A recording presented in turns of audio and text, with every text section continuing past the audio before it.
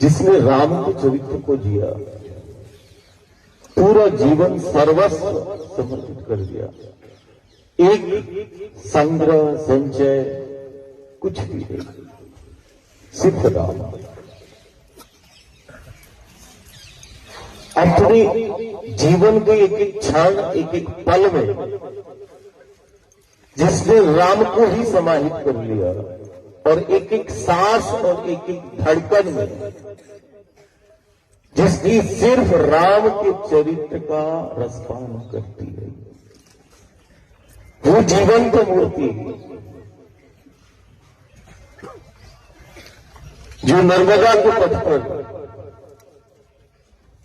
किसी गांव नगर से चलते चलते आई और नर्मदा के तट पर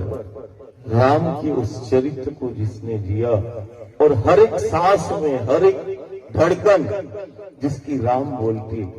जिसकी देह थी वो तप की जीती जागती, उसने मूर्ति बना दिया अपनी देह को। ऐसे वो संत सियाराम बाबा, हम हमेशा उनको बोलते थे कि हम घर परिवार को बोलते, देखो सत्य को देखना है, सनातन को देखना है, जीवंतता को देखना है, तो देखो तुम नर्मदा के पथ की उस मूर्ति को, जिसने अपने जीवन में कोई संग्रह नहीं किया, कोई संचय नहीं किया, और जीव जगत के कल्याण के लिए सर्वस्व अपना जीवन समर्पित कर दिया, और एक एक सांस में, एक एक धड़कन में सिर्फ राम, वो सत्य। आज वही निमाड़ की संत मूर्ति, और यूं कहें कि संपूर्ण नर्मदा के पथ पर यदि कोई दादा को कोई बहुत ही कम ऐसी मूर्तियां मिली हैं जिसके साथ हम बैठे हैं, या हम उसके साथ हमने संवाद किया, कुछ संवाद हमें ध्यान आता है कि वो आखिरी संवाद हमें ध्यान आता है कि नहीं, हम अभी भी, हम जब नर्मदा के पथ पर थे तो हम मिले।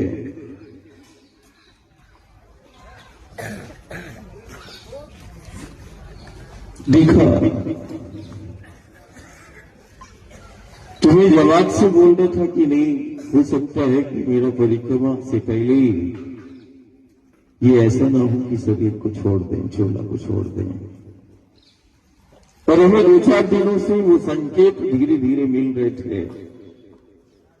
कि हम सागर को पार करेंगे, और हम जैसे मां सागर से मिलती है,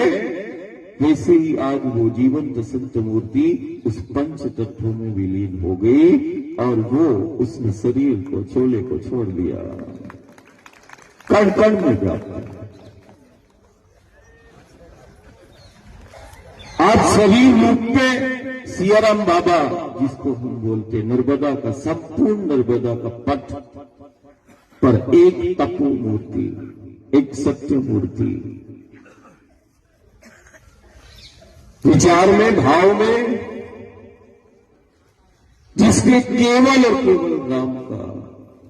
स्मरण और सुमिरन, जिसने जीवन पर्यंत किया,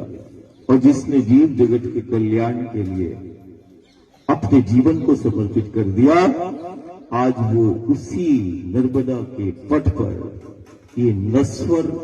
शरीर, इस काया को जो धारण किया उस राम की जीवंतता के लिए, आज वो काया को वहीं छोड़ दिया।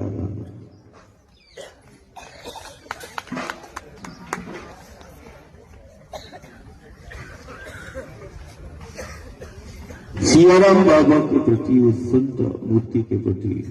सच्ची श्रद्धा और आस्था होगी।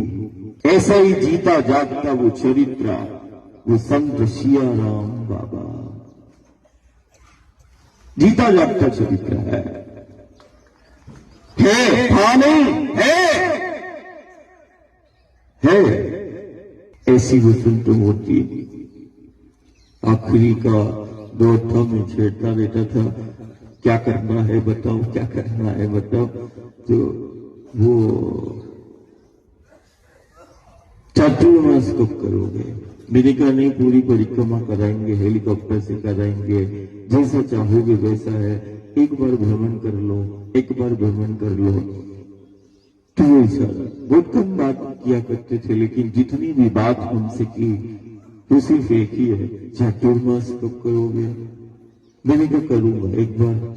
भट्टिया में चातुर्मास करूंगा, निश्चित करूंगा, लेकिन उस चातुर्मास से पहले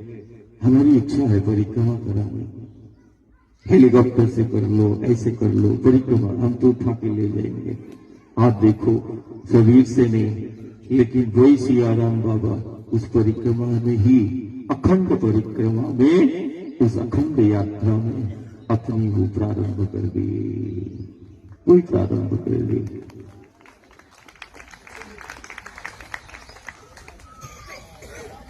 ऐसे उस संत के प्रति अपनी आस्था, अपनी श्रद्धा को आज हमें प्रकट करना है, और सच्ची श्रद्धांजलि तभी होगी यदि उनके चरित्र को और उसको देखा है, तो कहीं ना कहीं उस रामचरितमानस, जो कि निरंतर अखंड पाठ करते रहे, हर धड़कन हर सांस में उनके राम ही समाये, ऐसे उस रामचरितमानस का कोई भी